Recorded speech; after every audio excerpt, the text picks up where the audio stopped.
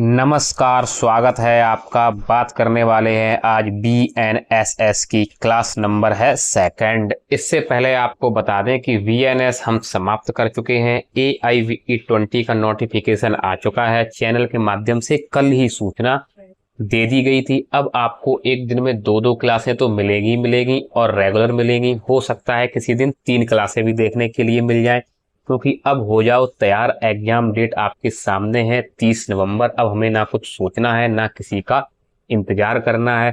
अब सिर्फ और सिर्फ अपनी तैयारी करनी है, पूरा सिलेबस समाप्त कराना है, उसके बाद प्रैक्टिस भी करनी है। तो इसके लिए आपको बता दें कि लगभग अभी आपका 1 महीने 10 दिन के अंदर हम आपका सिलेबस समाप्त करा देंगे। लास्ट के जो 20 दिन होंगे उसमें आपको क्वेश्चन की प्रैक्टिस कराएंगे और 2 मॉडल पेपर कराएंगे, बिल्कुल पेपर जैसे पेपर। देखिए, अभी से आप प्रैक्टिस करेंगे बिना कॉन्सेप्ट के, अभी से क्वेश्चन लगाने लगेंगे तो आपको बता दें कि लास्ट टाइम आपको कुछ भी नहीं याद रहेगा, ना कुछ क्वेश्चन याद रहेंगे ना कॉन्सेप्ट याद रहेगा। अभी कॉन्सेप्ट पढ़ते हैं, आराम से क्लासें लेते हैं, फिर क्या करने वाले हैं, फिर उसके बाद आराम से प्रैक्टिस करने वाले हैं। ठीक है, तो किसी भी चीज को लेके कोई भी परेशान नहीं होगा। कोई डाउट हो कमेंट बॉक्स में तुरंत डाल दें आप लोग। कोई समस्या आ रही हो तुरंत डाल दें। जो चैनल पर पहली बार हो भाई चैनल को सब्सक्राइब कर लें, क्योंकि फ्री क्लास चल रही है। पूरा वेयर एक्ट से रिलेट करके पढ़ा रहे हैं, तो इस चीज पर भी आपको ध्यान देना है कि भैया वेयर एक्ट को जरूर पलटते रहना है। 1-2 दिन के अंदर आपको एक वीडियो के माध्यम से ये भी बता दें कि वेयर एक्ट आपको लेने कौन से हैं, या अगर आपने ले रखे हैं तो कोई दिक्कत नहीं है, तो आपके वही काम करेंगे। जिसने नहीं लिए हैं वो थोड़ा अभी 2-4 दिन रुक सकता है। ठीक है, तो क्लास शुरू करते हैं हमारी। BNSS भारतीय नागरिक सुरक्षा सहायता की क्लास नंबर है 2 आपकी। तो इसको हम लोग प्रारंभ करने वाले हैं। तो क्या है भाई क्लास नंबर 2 क्या कह रही है? तो क्लास नंबर 2 हमारी कह रही है कि क्लास 2 अध्याय पहला है, चैप्टर 1। आपको कहां से कहां तक पढ़ने के लिए मिलेगा? सेक्शन 1 से सेक्शन 5, मतलब धारा 1 से धारा 5 तक आपको अध्याय 1 पढ़ने के लिए मिलेगा। क्या है सेक्शन 1? क्या कह रहा है भाई? इसमें आपको वही संक्षिप्त नाम, विस्तार और प्रारंभ, वही आपको बीएनएस में मिला था वही आपको बीएनएसएस में मिलेगा। पढ़ना जरूरी है, छोड़ कुछ भी नहीं सकते हैं। सारी चीजों को लेकर चलेंगे। कम से कम AIVE जैसे एग्जाम के लिए आप लोग सेक्शन और कौन सा सेक्शन किससे रिलेटेड है इससे तो परिचित कम से कम हो ही जाओ आप लोग। ज्यादा डीप में जाने की जरूरत नहीं है, क्योंकि अगर डीप से क्वेश्चन आएगा तो वेयर एक्ट आपके पास होगा, आप उसमें ढूंढ सकते हैं। इसीलिए बोलते हैं कि वेयर एक्ट को पलटते रहें। तो सेक्शन 1 हमारा यही कहता है, धारा 1, कि इस अधिनियम को भारतीय नागरिक सुरक्षा सहायता 2023 कहा जाएगा। भाई ये तो जानते हैं, इसका नाम यही है। जम्मू कश्मीर सहित पूरे भारत में लागू होगा। अब नागालैंड और जनजाति क्षेत्र जो लिखा है, मतलब नागालैंड और जनजाति क्षेत्र को छोड़कर कुछ इसके सेक्शन है जो वहां लागू नहीं होंगे, और अगर वहां की राज्य सरकार चाहेगी तो वो भी लागू हो जाएंगे। तो ये एक थोड़ा सा अपवाद है, बकाया पूरे भारत में लागू होगा। और क्या है भैया प्रारंभ? तो प्रारंभ यह सहायता 1 जुलाई 2024 से पूरे भारत में प्रारंभ हो गई है। तो इसमें तीनों ही बातें आपकी सेक्शन 1 में हमने देख ली है। भाई देखो, राइटिंग तो ठीक ठाक है, समझ में आ रहा होगा। कहीं 1-2 शब्द गलत हो, कुछ गड़बड़ हो तो भैया थोड़ा कोऑपरेट कर लेना, क्योंकि हाथ से बैठ के लिखते हैं 3-3 4-4 घंटे। कुछ गलत हो जाता है तो उसको काटते पीटते इसलिए नहीं है कि फिर वो देखने में बुरा लगता है, और आप लोग इतने समझदार हैं कि आप लोग समझते हैं कि कहाँ क्या होना चाहिए। ठीक है, तो शब्द अगर एक आध कुछ आगे पीछे गलत हो जाए तो उसको आप लोग समझ जाया करें। कोई छोटे बच्चे तो अब हो नहीं कि नहीं सर ने यही बता दिया तो यही होगा। आपको समझते हैं कि क्या है क्या नहीं है। ठीक है, एक आध शब्द कहीं हो सकता है। ठीक है, देखते हैं हमारा नेक्स्ट सेक्शन। धारा 2 क्या कह रही है हमारी? धारा 2 कह रही है परिभाषाओं से संबंधित है। क्या है? विभिन्न कानूनी शब्दों की परिभाषाएं। जो विभिन्न कानूनी शब्द हुआ करते हैं उनकी परिभाषाएं हमारी सेक्शन 2 में, BNSS की सेक्शन 2 में देखने के लिए मिल जाती हैं, दी गई हैं, जिससे कि पूरे कानून में उनका एक ही मतलब रहे। जो परिभाषाएं इसलिए दी जाती हैं कि पूरे कानून में उनका एक ही मतलब रहे, ये नहीं कि कहीं उसकी दूसरी परिभाषा निकाल ली, कहीं उसका दूसरा अर्थ निकाल लिया। इसलिए ही परिभाषाएं दी गई हैं सेक्शन 2 में। क्या है? जैसे शिकायत हुई, जमानत हुई, जांच हुई, इलेक्ट्रॉनिक संचार हुए, इन सब की परिभाषाएं दी गई हैं, और इनका पूरे संहिता में एक ही मतलब रहे, इसलिए ये परिभाषाएं दी गई हैं। देखते हैं हमारा नेक्स्ट सेक्शन क्या है। भाई सेक्शन 3 धारा 3 क्या कह रही है? निर्देशों का अर्थ लगाना। मतलब जो निर्देश दिए गए हैं उनको अर्थ लगाने से संबंधित है, मतलब सीधा सीधा है कि सामान्य स्पष्टीकरण दिया गया है। जैसे कि कानूनी शब्दों की परिभाषा और सामान्य व्याख्या प्रदान करके पूरी सहायता को समझने के लिए आधार प्रदान करती है। मतलब हमारा जो सेक्शन 3 है वो पूरी सहायता को समझने के लिए एक आधार प्रदान करती है और इसमें ऐसा कुछ विशेष नहीं है। अब हम हमारा नेक्स्ट सेक्शन देखते हैं। सेक्शन 4 धारा 4 क्या कह रही है? यह निर्धारित करती है कि बीएनएस के तहत आने वाले सभी अपराधों का विचारण और जांच पड़ताल इसी सहायता के अनुसार की जाएगी। मतलब जितनी भी बीएनएस में हमने आपको जो भी धाराएं बताई उनके संबंध में जो कार्रवाइयां थी, जो जांच थी, पड़ताल थी, तो इस धारा के अंतर्गत किसके सेक्शन 4 के अंतर्गत यही कहा गया कि बीएनएस के तहत आने वाले सभी अपराध का जो विचार उनको किया जाएगा और जो जांच पड़ताल की जाएगी वो भैया भारतीय नागरिक सुरक्षा संहिता के तहत की जाएगी। यह बात आपकी सेक्शन 4 में दी गई है। यहाँ पर कोई अपराध सजा वगैरह का प्रावधान है नहीं, सीधे सीधे सेक्शन है और सेक्शन कौन सा किससे संबंधित है वही आपको समझना है। सेक्शन कई ज्यादा है तो थोड़े ज्यादा लेके चलेंगे। क्लास आपकी 35 से 40 मिनट, 45 मिनट, 50 मिनट तक अगर हो उसको आप लोग पूरा जरूर देखें, क्योंकि अब कोई ये बात नहीं कह सकता है कि अब एग्जाम अभी नहीं है, एग्जाम आपके सामने है। भाई इतना समय देना पड़ेगा। जब हम 4-4 घंटे लिख के और रिकॉर्ड करके आप तक पहुंचाते हैं, 5-5, 6-6 घंटे मेहनत कर सकते हैं, तो क्या आप 40-45 मिनट क्लास को नहीं देख सकते? अपने हित के लिए आप इससे एग्जाम पास करेंगे हैं तो वो आपको करना पड़ेगा, वो आपको करना पड़ेगा भाई, कसम है आपको। देखो सीधी बात समझो बिंदी। अब जाते हैं हम सेक्शन 5। क्या है धारा 5 क्या कह रही है हमारी? व्यावृत्ति। व्यावृत्ति क्या है? किसी कानून के विशिष्ट प्रावधानों को सुरक्षित करना या संरक्षित करना। मतलब कोई कानून है, यही कानूनी है ये संहिता जो है, इसके जो विशिष्ट प्रावधान है उनको सुरक्षित करना और संरक्षित करना। जैसे कि किसी राज्य का अपना कोई विशेष कानून है तो इस धारा के तहत बीएनएसएस का उस पर कोई नकारात्मक प्रभाव नहीं पड़ेगा। विशेष कानून अपनी जगह पर प्रभावी रहेगा। मतलब कोई राज्य है उसका कोई विशेष कानून है तो वो अपनी जगह प्रभावी रहेगा, तो बीएनएसएस का उसके ऊपर कोई नकारात्मक प्रभाव नहीं पड़ेगा। जो दोनों की एक व्यवस्था रहेगी उस व्यवस्था से कार्य किया जाएगा। ऐसा नहीं है कि किसी चीज को रद्द कर दिया जाए या उसका नकारात्मक प्रभाव उस पर डाला जाए, ऐसा बिल्कुल नहीं होने वाला है। अब हम हमारा नेक्स्ट सेक्शन देखते हैं। नेक्स्ट सेक्शन तो है ही नहीं, क्योंकि पहले अध्याय में तो हमने पहले ही बात कर ली थी कि पहले अध्याय में तो सिर्फ 1 से 5 तक पढ़ना ही पढ़ना है, तो 5 हमारे पूरे हो गए। अब हमारा आ गया क्या? नेक्स्ट अध्याय, नेक्स्ट चैप्टर। क्या है भैया? नेक्स्ट अध्याय, नेक्स्ट चैप्टर। चैप्टर है 2, अध्याय है 2। इसको हम पढ़ेंगे सेक्शन 6 से सेक्शन 20 तक, मतलब धारा 6 से धारा 20 तक इसको पढ़ने वाले हैं। अब भैया ये अध्याय हमारा किससे संबंधित है? देखो कल हमने आप लोगों को पहले वीडियो में पूरी बीएनएसएस का स्ट्रक्चर समझा दिया था अच्छी तरह से। आज जो स्ट्रक्चर है उसके अंदर का पूरा जो बताने योग्य जितनी बातें हैं उन सब चीजों के बारे में चर्चा कर रहे हैं जो आपकी एग्जाम की दृष्टि से जरूरी है, महत्वपूर्ण है। ठीक है, तो दूसरा अध्याय हमारा भाई किससे संबंधित है? तो ये आपका है दंड न्यायालयों और कार्यालयों का गठन। जो भी दंड न्यायालय हैं और कार्यालय हैं उनका जो गठन होता है, व्यवस्थित किया जाता है, तो ये आपका दूसरा अध्याय इससे संबंधित है। इसी के बारे में इसमें हम पढ़ेंगे। क्या है इसका भाई? सेक्शन 6 धारा जो 6 है इसके बारे में जब हम देखते हैं, आपराधिक न्यायालयों की श्रेणियों से संबंधित यह बताता है। मतलब सेक्शन 6 जो आपका है ये आपराधिक न्यायालयों की जो श्रेणियां होती हैं उनसे संबंधित है।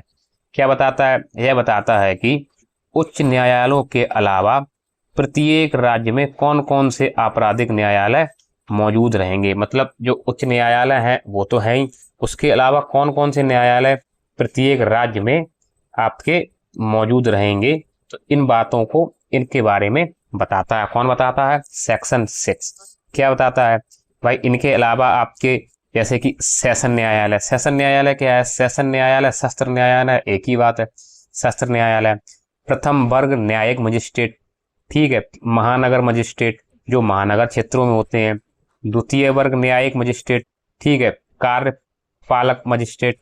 तो ये सब आपके न्यायालय जो है ये आपके रहने वाले हैं। नेक्स्ट सेक्शन हमारा क्या है? सेक्शन 7 धारा 7। क्या है?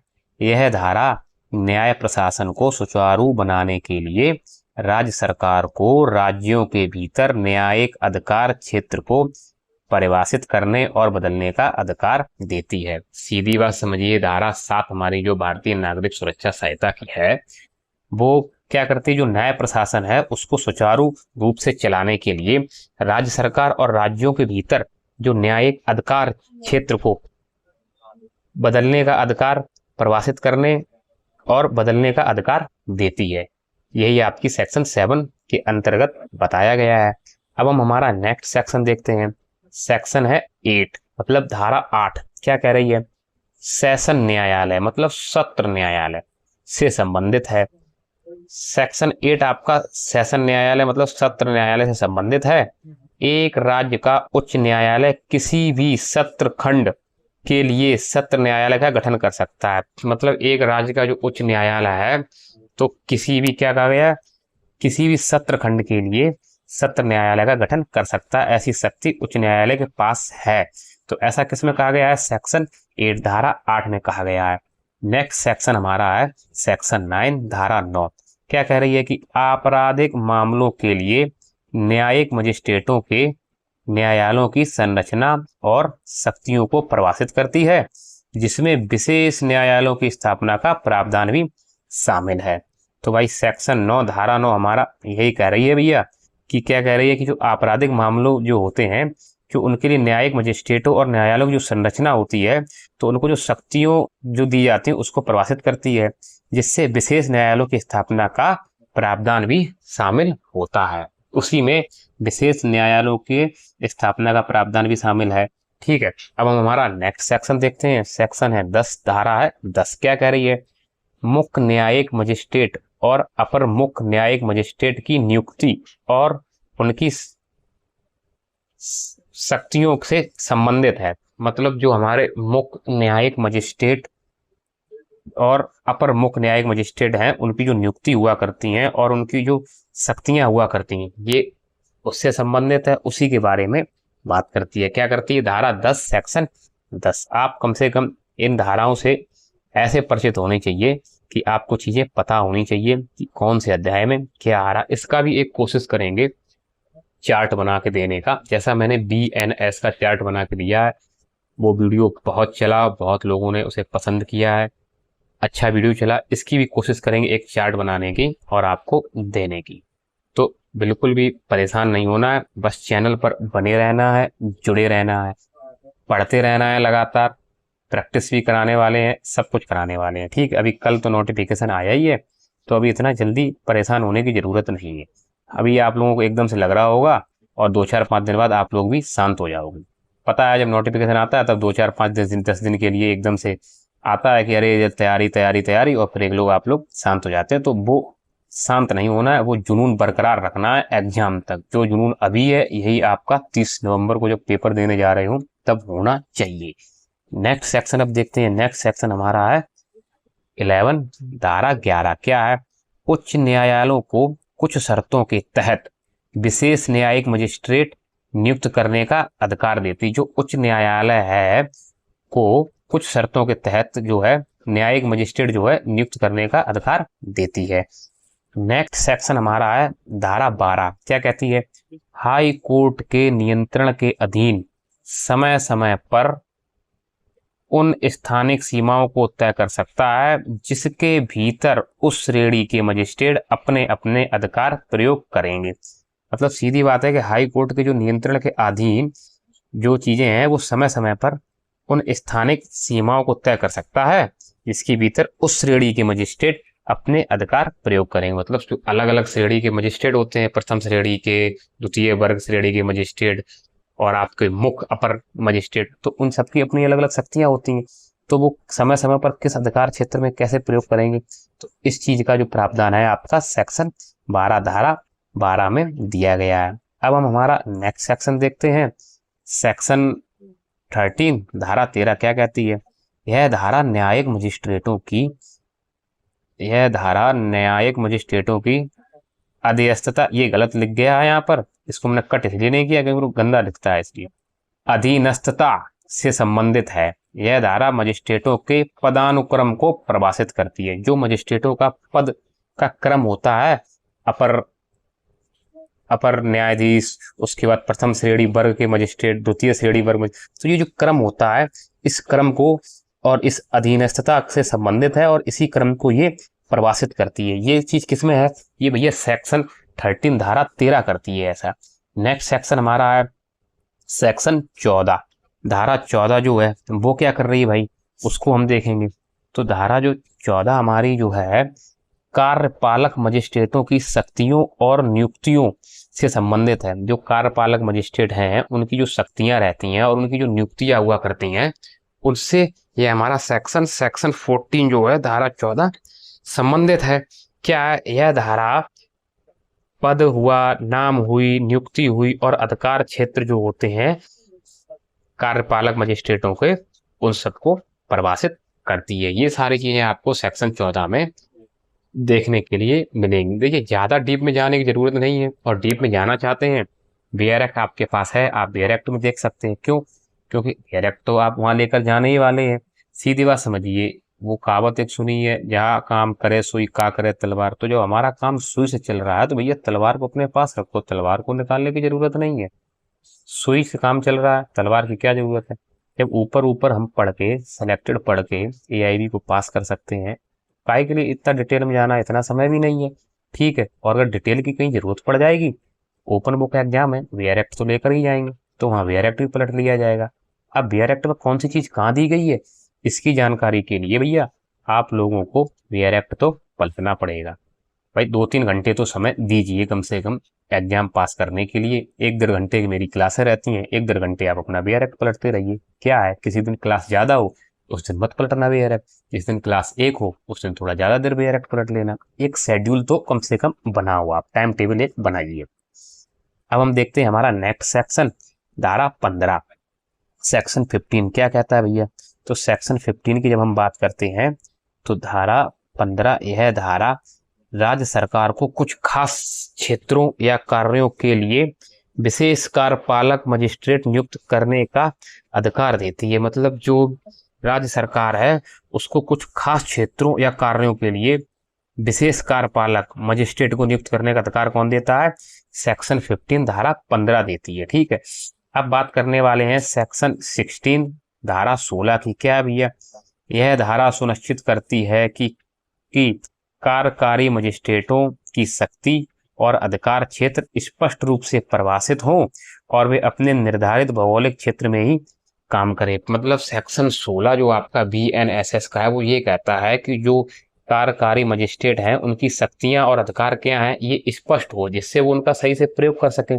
और उनका कार्य क्षेत्र क्या है ये भी स्पष्ट होना चाहिए, जिससे उनका भौगोलिक क्षेत्र में ही काम कर सके, अपने निर्धारित भौगोलिक क्षेत्र में काम कर सके। तो क्या है, काम करने में स्पष्टता रहेगी और उनको एक आराम रहेगा। जब पता होता है कि हमारा ये कार्य क्षेत्र है और ये हमारे अधिकार हैं, तो उसी में रहकर कार्य किया जाता है। तो इन सब चीजों के बारे में हमारा बीएनएसएस का सेक्शन 16 इसको डिफाइन करता है।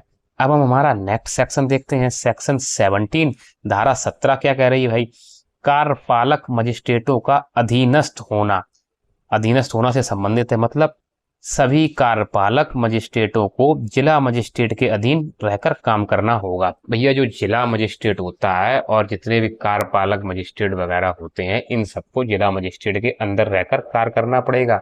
ये नियम है किसमें? ये सेक्शन 17 में कहा गया है स्पष्ट रूप से। कोई ये नहीं कह सकता कि मैं मजिस्ट्रेट हूं, मैं क्यों किसी के अंडर में काम करूं। भैया ये सेक्शन 17 में कह दिया गया है आपको करना पड़ेगा क्या? अंडर में रहकर कार्य। अब हमारी नेक्स्ट धारा देखते हैं भैया, सेक्शन हमारा क्या है? सेक्शन 18 धारा 18 क्या है? लोक अभियोजक। भाई ये धारा जो है वो लोक अभियोजक के बारे में डिफाइन करती है। क्या करती है कि इनकी नियुक्ति कैसे होती है, इनकी योग्यता क्या होनी चाहिए, इनकी प्रक्रिया क्या होती है, इनका क्या कार्य क्षेत्र है। तो इन सब चीजों के बारे में लोक अभियोजक जो है उनके बारे में कौन बताता है? सेक्शन 18 बताता है। लोक अभियोजक कैसे? लोक अभियोजक कौन होते हैं? पीओ, ठीक है ना? पीओ समझ गए ना आप? यही अभियोजन अधिकारी। अभी अभी देखो वैकेंसी आई हुई है सहायक अभियोजन अधिकारी की, और जो उससे ऊपर की पोस्ट होती है वो अभियोजन अधिकारी की होती है। तो यहाँ पर लोक अभियोजक यही अभियोजन अधिकारी की बात की गई है। अब बात आती है हमारी सेक्शन 19 धारा 19, ये क्या है, ये सहायक लोक अभियोजक, सहायक लोक अभियोजक की वही बात आ गई। इसमें सहायक लोक अभियोजक की नियुक्ति, योग्यता, क्या प्रक्रिया है, क्या अधिकार होते हैं, क्या कार्य होते हैं, इन सब चीजों के बारे में पूरा बताया गया। किसमें बताया गया, सेक्शन 19 में। अब हम लोग आ जाते हैं हमारा सेक्शन 20, उसको देख लेते हैं क्या कहता है भैया। अभियोजन निदेशालय मतलब क्या है, ये अभियोजन निदेशालय से सेक्शन 20 धारा 20 संबंधित है, और ये कहती है कि राज्य और जिला दोनों स्तरों पर एक अभियोजन निदेशालय स्थापित करने का अधिकार देती है। मतलब सेक्शन 20 जो है वो एक अभियोजन निदेशालय मतलब एक अभियोजन कार्यालय, चाहे राज्य स्तर पर हो चाहे जिला स्तर पर हो, जहाँ ना हो या जहाँ आवश्यकता हो वहां पर स्थापित करने का अधिकार प्रदान करती है। स्थापित किया जा सकता है, किससे किया जाता है, सेक्शन 20 धारा 20 के अंतर्गत किया जा सकता है। तो हमारा दूसरा अध्याय जो था वो भी यहाँ समाप्त होता है। अब हम हमारा नेक्स्ट अध्याय, नेक्स्ट चैप्टर देखने वाले हैं। नेक्स्ट चैप्टर हमारा है अध्याय क्या है, 3। अध्याय 3 चैप्टर 3 क्या है, कहाँ से कहाँ तक है भैया, ये सेक्शन 21 से सेक्शन 29 मतलब धारा 21 से धारा 29 तक हम आपके अध्याय 3 चैप्टर 3 में पढ़ने वाले हैं। अब अगर बात की जाए किससे संबंधित है, तो भैया ये न्यायालयों की शक्ति, जो न्यायालय को शक्ति मिला करती है, अध्याय 3 जो है आपका उससे संबंधित है। और इसमें हम क्या पढ़ने वाले हैं, सेक्शन 21 धारा 21 से सेक्शन 29 धारा 29 तक हम इसमें पढ़ने वाले हैं। ठीक है, ऐसा है यार, इतनी अगर इसको मैं इसमें पता है क्यों वाटर मार्क वगैरह नहीं डालता हूँ, कि ये जो मैटर है ये हमारा खुद का हैंड रिटन लिखा हुआ है, और इसको अगर कोई कॉपी करना चाहेगा तो उसको या तो बहुत सारे स्क्रीनशॉट लेने पड़ेंगे, उसके बाद भी उसको या तो टाइप कराना पड़ेगा या लिखना पड़ेगा। और अगर कोई इतनी मेहनत करने के लिए तैयार है तो भैया वो आराम से इसको कॉपी कर सकता है, आराम से ले सकता है और इसका कहीं भी प्रयोग कर सकता है।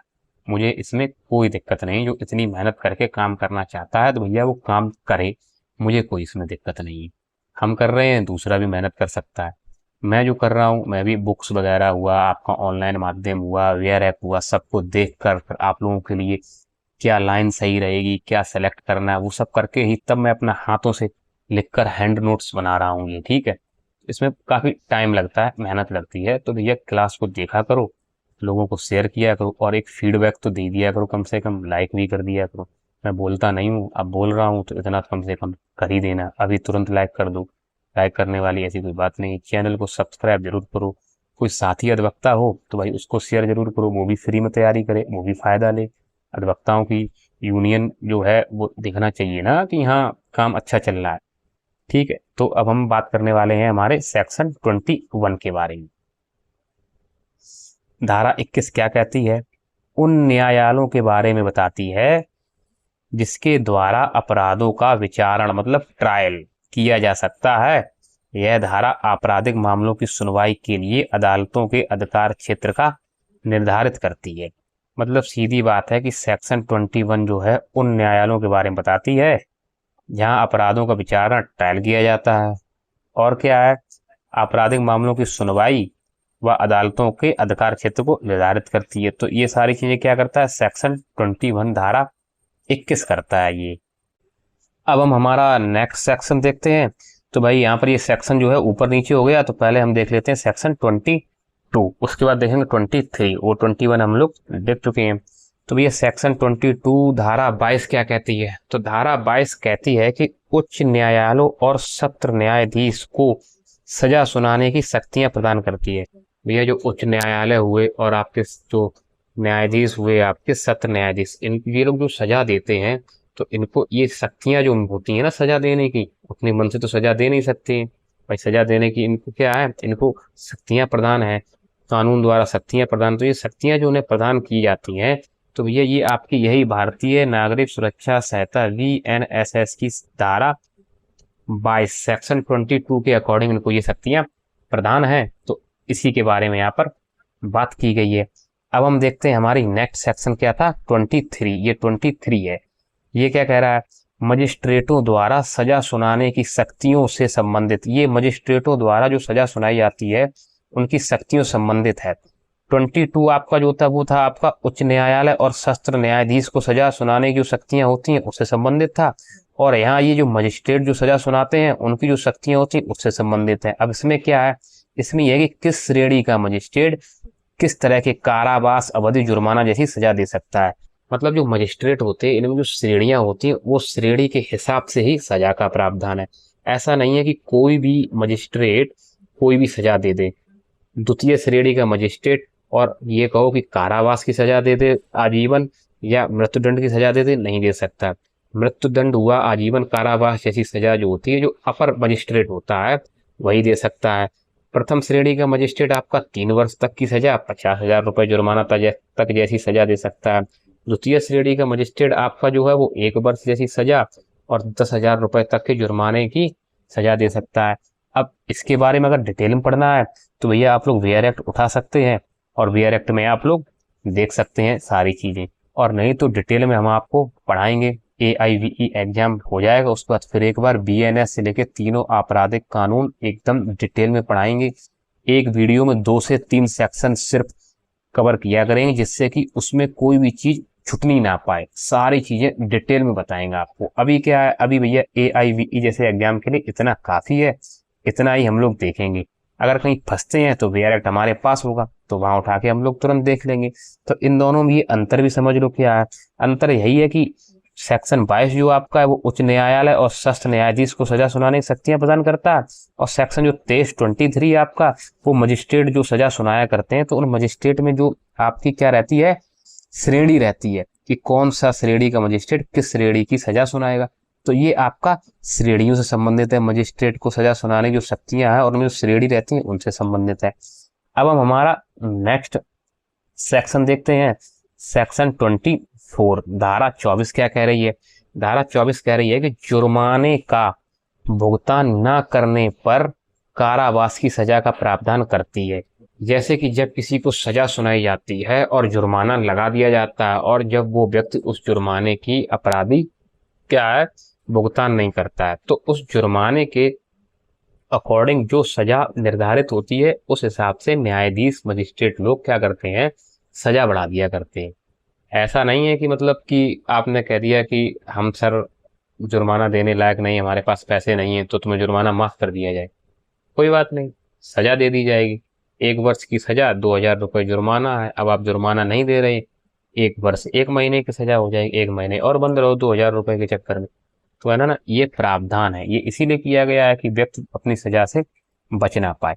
और इसकी बात किस में की गई है, इसकी बात भैया भारतीय नागरिक सुरक्षा संहिता की धारा 24 सेक्शन 24 BNSS में की गई है कि जुर्माना का अगर भुगतान नहीं करोगे तो कारावास की सजा का प्रावधान करती है। ठीक है, अब हम हमारा नेक्स्ट सेक्शन देखते हैं। नेक्स्ट सेक्शन क्या कह रहा है, तो नेक्स्ट सेक्शन हमारा कह रहा है धारा 25 सेक्शन 25 एक ही मुकदमे में दोषी ठहराए गए कई अपराधों के लिए सजा से संबंधित है। मतलब जैसे एक मुकदमा है उसमें 3-4 धाराएं लगी हुई हैं और सभी में दोषी ठहराए गए, उसमें जो सजा होती है उससे संबंधित क्या है आपका सेक्शन 25 है। क्या है, प्रत्येक अपराध के लिए अलग अलग दंड। ऐसा नहीं है कि मान लो 3 जगह से आप अगर सजा मिला है तो तीनों को एक साथ मिक्स कर दिया जाएगा, नहीं, प्रत्येक अपराध के लिए अलग अलग दंड दिया जाएगा। बस इसमें कंडीशन एक ये होती है कि जो मूल अपराध की जो सजा होती है तो उस अपराध का ऐसा दोना दंड नहीं होना चाहिए। जैसे कि आपने कोई मूल अपराध किया उसकी सजा क्या है 2 वर्ष की है, उसके साथ में 2 अपराध और हैं उसकी सजा क्या है 2 महीने की है, तीसरे अपराध की सजा क्या है 3 महीने की है। तो आपको टोटल सजा क्या है 2 वर्ष और 3 महीने ये और 2 महीने 5 महीने की, 2 वर्ष 5 महीने की सजा आपको कर दी जाएगी। और यही कहीं मान लो 3-4 और अपराध इसमें है, अब पता चला वो सजा जो आपकी है 4 वर्ष से ऊपर पहुंच रही है, तो ऐसा प्रावधान नहीं है, दोगुनी से ज्यादा नहीं होनी चाहिए मूल अपराध की। 2 वर्ष सजा है तो 4 वर्ष तक नहीं, 3 वर्ष 6 महीने 8 महीने 10 महीने तक अगर श्रेणी से लगाई जाएगी तो आपको तो सजा अपराधी को हो सकती है, ऐसा इसमें प्रावधान दिया गया है। ठीक है, अब हम हमारा नेक्स्ट सेक्शन देखते हैं। नेक्स्ट सेक्शन हमारा क्या है, नेक्स्ट सेक्शन है 26 धारा 26 क्या कह रहा है, शक्तियों को प्रदान करने के तरीके से संबंधित, मतलब जो शक्तियां जो प्रदान की गई हैं उनके जो तरीके होते हैं उससे संबंधित है हमारी क्या, धारा 26 सेक्शन 26। क्या करती है, यह बताती है कि किसी अधिकारी को इस संहिता के तहत शक्तियां कैसे दी जा सकती हैं। मतलब जो आपकी BNSS जो संहिता है इसके तहत किसी अधिकारी को शक्ति कैसे दी जा सकती है, इसके बारे में हमारी धारा 26 सेक्शन 26 बताता है। यही प्रावधान 26 में किया गया है। तो अब हम हमारा नेक्स्ट सेक्शन देखते हैं 27 धारा 27 क्या है, नियुक्त अधिकारियों की शक्तियां। जो अधिकारी नियुक्त होते हैं उनकी जो शक्तियां होती हैं उसके बारे में बात करता है। क्या करता है, किसी अधिकारी के पद में बदलाव होने पर भी उसकी शक्तियां बनी रहें ताकि कार्यप्रणाली में बाधा ना आए। जैसे कोई अधिकारी है वो किसी पद पर कार्य कर रहा है और उसी डिपार्टमेंट में उसी विभाग में अगर उसका किसी दूसरे पद पर उसको भेज दिया गया तो उसकी वो शक्तियां बरकरार रहेंगी, इसलिए कि जो जो कार्य प्रणाली है इसमें कोई बाधा ना आ सके। जब तक कि वो शक्तियां उससे वापस नहीं ली जा सकती या वापस नहीं छीनी जाती तब तक वो शक्तियां उसकी बरकरार रहेंगी। ये इसीलिए किया जाता है कि अधिकारी के जो पेंडिंग कार्य है उसको वो पूरा कर सके और क्या है, कार्य प्रणाली में किसी प्रकार की कोई बाधा ना आए, इसलिए ऐसा प्रावधान किया गया है। अब हम हमारी नेक्स्ट धारा देखते हैं, धारा 28 क्या कहती है, सेक्शन 28। धारा 28 क्या कह रही है, अधिकारियों की शक्तियों को वापस लेना। जब किसी अधिकारी को एक पद से दूसरे पद पर भेजा जाता है या उसका किसी अधिकारी का डिमोशन कर दिया गया या कोई और बात हो गई, तो जो अभी हमने पहले सेक्शन में पढ़ा क्या, सेक्शन 27 में पढ़ा कि शक्तियां बरकरार रहती हैं, लेकिन अब क्या है, उस अधिकारी शक्तियों को बरकरार नहीं रखना है, इसलिए कहीं उसका कोई वो मिसयूज ना कर ले, कोई गलत प्रयोग ना कर ले, इसलिए सेक्शन 28 में क्या है, अधिकारियों की शक्ति को वापस लेना। तो धारा 28 के अंतर्गत उस अधिकारी की शक्तियों को वापस लिया जा सकता है जिससे कि वो उसका कोई गलत प्रयोग ना कर ले। ये बात किसमें की गई है, ये बात की गई है आपकी सेक्शन 28 में। अब हम हमारा नेक्स्ट और लास्ट सेक्शन देख रहे हैं इस चैप्टर का, चैप्टर किसका, चैप्टर 3 का, अध्याय 3 की लास्ट धारा जो है 29, उसको देख रहे हैं। क्या कह रही है, न्यायाधीशों और मजिस्ट्रेटों की शक्तियों का प्रयोग उनके पद पर आए नए अधिकारी द्वारा किया जा सकता है। मतलब जो न्यायाधीश और मजिस्ट्रेट हैं, अगर उनके पद पर कोई नया अधिकारी आता है तो जो उनकी शक्तियां रहती हैं न्यायाधीश और मजिस्ट्रेट की, उसका प्रयोग वो अधिकारी कर सकता है। समझ रहे हैं, तो जो शक्तियां जो हैं उसका प्रयोग वो अधिकारी कर सकता है। तो ऐसा किसमें कहा गया, ये भैया आपका सेक्शन 29 धारा 29 में कहा गया है। अब आपको बताएं कि कल से BSA भारतीय साक्ष्य अधिनियम की एक क्लास आपको मिल जाएगी। 2 क्लास है आपको BNSS की, फिर 1 क्लास भारतीय साक्ष्य अधिनियम, फिर 2 क्लास इसके साथ जो 1-1, 2-2 नंबर के लॉ आते हैं उनकी भी 1-1 क्लास। वो तो मैं वैसे भी 2-3 क्लास में ही निपटाने वाला हूँ, तो उनकी भी 1-1, 2-2 क्लास बीच बीच में मिलने लगेंगे और आपको अलग अलग सब्जेक्ट की 1-2 क्लासें रोज मिलेंगी।